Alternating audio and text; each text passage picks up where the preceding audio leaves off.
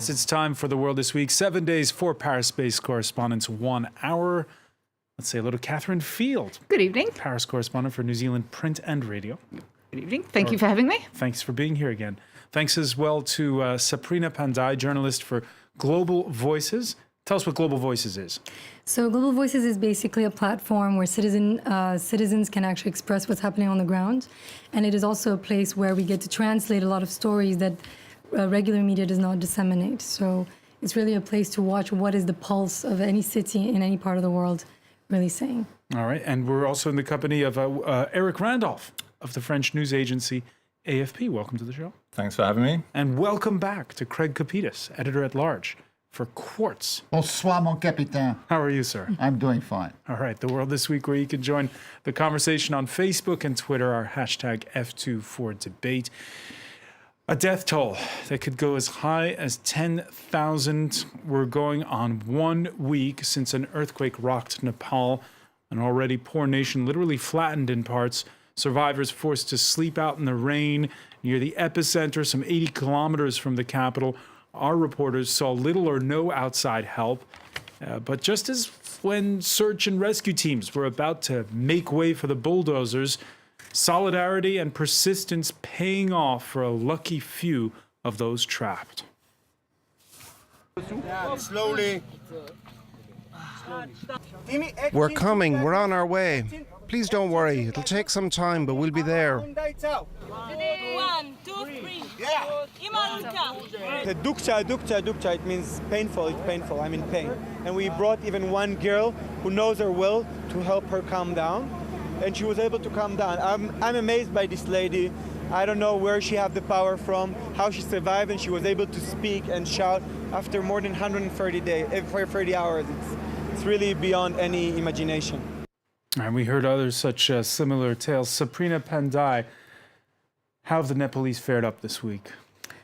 Well, Francois, I think it's been a very challenging week for everybody in Nepal, but also everybody who's been outside of Nepal, not being able to get in touch with their loved ones and having to constantly feel that aftershocks could happen at any moment. And actually, the reality given by many seismologists is that people don't die out of from earthquakes, but they die out of the aftershocks. 2/3 of deaths are caused, 3/4 of deaths, are caused by aftershocks. So even though a lot of buildings remain standing, in fact, in a lot of the images that we see a lot of devastation, but this devastation has also been very much focused on Kathmandu in a lot of tourist zones.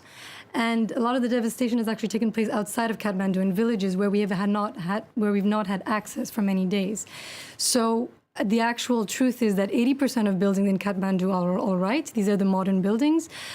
People are still obviously very shaken by it. And now a lot of communities have come together to try to rescue people in the capital as well as send supplies to nearby villages. And your family's okay?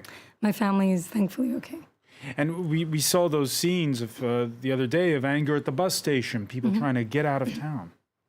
It seems, well, it's the situation where people feel panicked. They really want to understand if anything has happened to their villages because they don't have news of these remote places sometimes. And the government has also been accused by many for not being active. Now, these have obviously been revised as the news has been going on, as new information has been coming in. But now what people seem to be doing is really trying to focus on the rescue efforts. It seems like people are willing to wait before going home and let the rescue efforts take precedence over their need to go back, because if they're not technical enough, they don't really feel like they can contribute to the efforts. Now, after the quake, people saying that Nepal was long overdue for this kind of quake, 7.9. Yeah. How are authorities doing? Well, authorities, the truth is in the 1990s, we had multiple commissions set up for this because, yes, Nepal has known for a long time that there was going to be an earthquake. There was one in 1934, which caused 100,000 people to die. Of course, since then, Kathmandu has expanded significantly in its population size. And so everybody was worried that there was, despite a 1994 building code, no one, 80%, which 80% of the buildings did not respect. And despite multiple notifications that this was coming, a lot of people just felt betrayed by the government.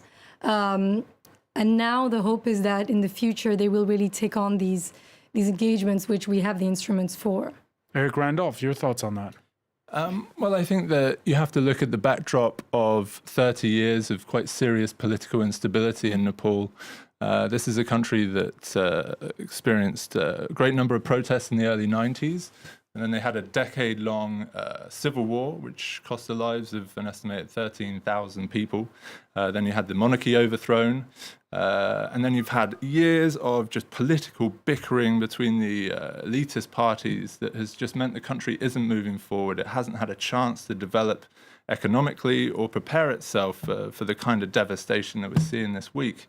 And I think that the anger that we've seen this week is going to feed into that anger that's been brewing over a number of years. And we're likely to see more political instability in the coming months. Because that's not the narrative the way it was explained at the beginning of the week. People at the beginning of the week were hopeful that after all the political gridlock that we'd seen in Nepal, that this was going to be a coming together, that people were going to get over their petty rivalries. Sure. I mean, you know, there's always that hope, and I'd like to be hopeful about it as well. I was last in Nepal for the elections there a year and a half ago, and there was a lot of pessimism going into that election that some parties didn't want to hold it. There was some even talk of returning to war, and there was violence and people trying to boycott the election. And on the day, there was actually a tremendous kind of euphoric moment where people came out in the streets and defied the people that had tried to stop the election. And it was really a positive moment for Nepal, but almost immediately, the political parties returned to this kind of petty bickering, and there's been very little progress on some of the key issues like writing a constitution, deciding what kind of government they want to have. And so unfortunately, optimism doesn't always lead to great results. I think we're getting, though, to the point of questioning the governance. This is a country that has been badly governed for a long time. And when you're looking now at the amount of money that's going to pour into Nepal, you've got to say, OK, how is this money going to be spent? Where is it going to be spent? How can Nepal now be put in a situation where it can really renew itself in a way that tourists want to go to, people want to live there, and the general standard of living can be raised a lot higher than what it has been? And that's an important point. Craig Kapitas, we saw with Haiti, the devastating earthquake there back in 2010, lots of money flowed in, and Haitians are very critical of the way that money was then misspent. What can Nepal do differently? I don't think they can really do much. Entropy sets in with these types of disasters. You know, an earthquake nowadays is the aftermath. It's really just a way to teach Americans geography, because I'm sure they don't know where the hell Nepal is. If you look at the money, though, that's required, you're talking about social media that you're involved in. Facebook, I understand, has raised $12 million. Yes. 10 million. They've raised 10 million. And then Zuckerman's kicking in too. Yes. Terrific. But it's going to start counting the cost of rebuilding Nepal at $10 billion, and you could probably triple that. And frankly, I don't mean to rain on the parade, but where's the money going to come from? That money doesn't exist anymore. I mean, if you know, these days, what is $10 billion? Well, consider Greece's debt is $400 billion. Consider global debt is $65 trillion and counting. So it doesn't sound like much when you put it in that. You're right. It doesn't sound like much, but it's also certain that a lot of compassion fatigue is set in, and whether no one's going to come in with minimum $10 billion off the bat. It's sustaining that and more, perhaps 30 or 40 billion over the long term, and I don't see where the money's going to come from. All right, you don't see where the money's going to come from, and how do you stop whatever money that does come in from being misspent? You can't. You just can't. That is the reality. Use Haiti as your benchmark. Haiti has undergone, in my lifetime, 5 disasters that I know of, not including the Baby Doc and Papa Doc families. And in each instance, that money has been stolen or otherwise diverted. Look what's going on right now in Africa with President Bongo's family. This type of entropy takes place in, as you said, countries that don't really have any sort of of leadership in place. And I don't think Nepal has a leadership in place that can be trusted with that kind of money. It's not just a question of leadership, but also just a question of capacity to know how to spend the money, to have the people in place, the networks in place, to use that money wisely. Nepal hasn't had any local elections, I think, for over a decade.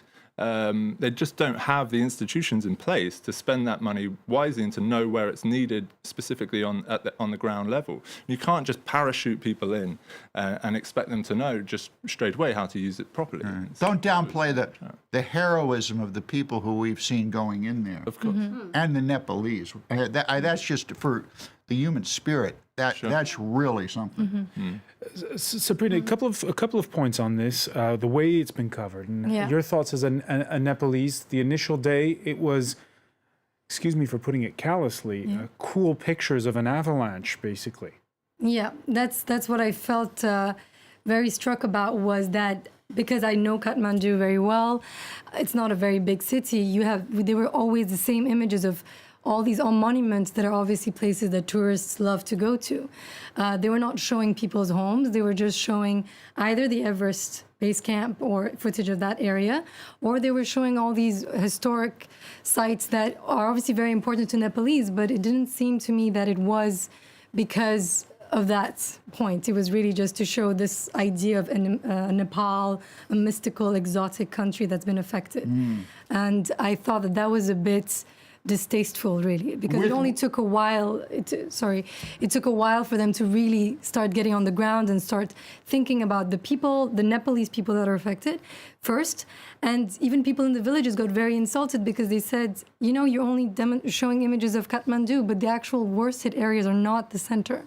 These are the areas that we have no communication with and that nobody seems to be focusing on because that's not of interest to foreign tourists. The American networks were pretty much exclusively focusing on lost wealthy American climbers at the base camp. Yeah. I mean, and they went into one thing about that was a front page story, by the way, in Le Monde, where they wondered if too much of the emphasis was put on tourists. All right, you want to know why entropy sets in? I mean, who cares if some guy from Microsoft who broke up with his girlfriend or whatever tech company it was can't be found on top of Mount Everest? He can just call in a chopper and go away. It's shameful. That said, there is perhaps a silver lining in all this. This week we've discovered just how many people around the world have a soft spot for Nepal. That's true. I think there is also obviously that idea. A lot of people have written articles about their experience in Nepal, like in Rue 89, for example. They really try to bring in that idea that they feel of what they feel Nepal was and what they really hope it can be again. And I think that that's also something that's a positive, the fact that people want to share all of their stories and make this important for as long as possible. The other thing we've missed, I don't know if just because journalists haven't been able to get there, is this earthquake also affected Tibet. And we haven't seen anything about the villages in Tibet and further over in China. A little bit in India as well. A little bit in India, but really, if it's been this bad in Nepal, then by extension, it must have been that bad in parts of Tibet as well. What's happening there? How many people? Is this again a case of the Chinese government just clamping down on bad news? You think? Could be. All right, this Friday, the flying out of the bodies of 2 Australians executed by firing squad in Indonesia. The authorities in Jakarta ignoring international pleas and putting to death 7 of the so-called Bali Nine drug ring. Even though Canberra has recalled its ambassador, Australian Prime Minister Tony Abbott's already saying it would be best to restore Australia's relationship with Indonesia, quote, as quickly as possible. Catherine Field, what are your thoughts on these executions and the reactions we've seen? I would like to have seen, like in election time, you have to have equal amount of time given to political candidates. I would like to have seen the same amount of time perhaps given to the effect of these drugs when they're actually on the market in these Western countries. I would also like to perhaps, question these people who are questioning the human rights of Indonesia, which is probably quite right. But a lot of other countries have the death penalty as well. We don't hear the same sort of outcry, particularly in Saudi Arabia, that has put more people to death so far this year than the whole of last year. So there's a little bit of, we can pick on Indonesia at the moment.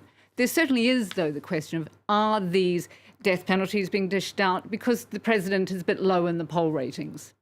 Yeah, I agree with that, actually. I wanted to say, I was wondering if the reason why this has been so publicized is because it's foreigners who are being executed, whereas what about the Indonesians themselves who would be smuggling these kinds of things? Why is it such a big story now when we've known this rule is in place exists? I mean, I totally agree with that, but I think one of the ironies of this has been that it's the job of your government to try and save your life. I mean, ultimately, that's why the French and the Australians and Brazilians and others have gone to such efforts to try and save these guys. It's kind of your job, if you're the foreign ministry, to try and get you off death row.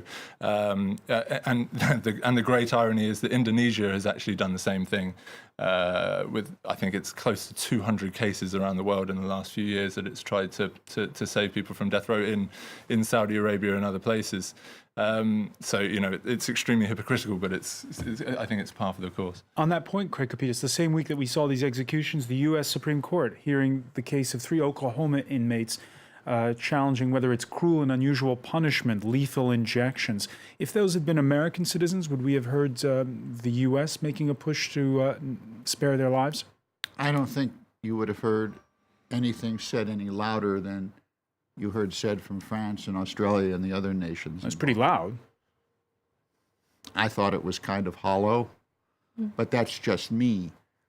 Look, these guys, some of these folks, according to some reports, were allegedly set up. However, anyone going into a Muslim country, particularly Indonesia, carrying a couple of keys of smack or cocaine, that's not a very smart thing to do. And that's the law down there. And they're going to shoot you. And they're going to shoot you en masse without telling you. Just take you out in the courtyard and bang, bang, bang. That's the way it is. It's a sovereign nation. They can do whatever the hell they want within their country. All right, when we come back, we're going to look at the latest developments out of the United States, what with the prosecution of 6 Baltimore police officers. We'll also look at the last candidates' debate ahead of next week's UK general election. Stay with us. It's The World This Week.